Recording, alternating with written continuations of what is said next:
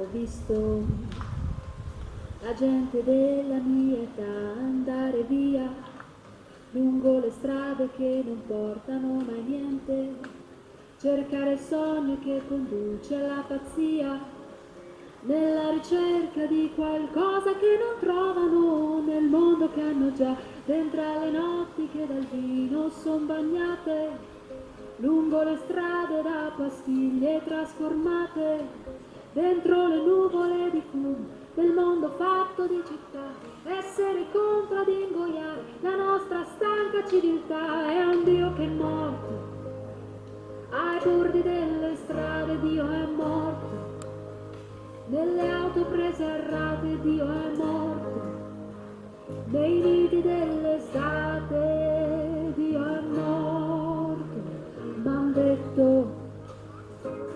che questa mia generazione ormai non crede in ciò che spesso ha mascherato con la fede,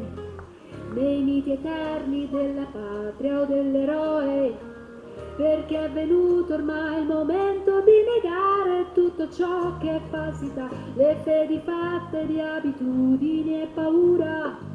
una politica che è solo far carriera,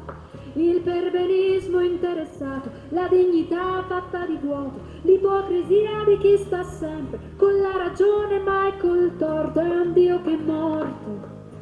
nei campi di sterminio Dio è morto, coi miti della razza Dio è morto, con gli odi di partito Dio è morto. Ma penso che questa mia generazione è preparata a un mondo nuovo e una speranza appena nata,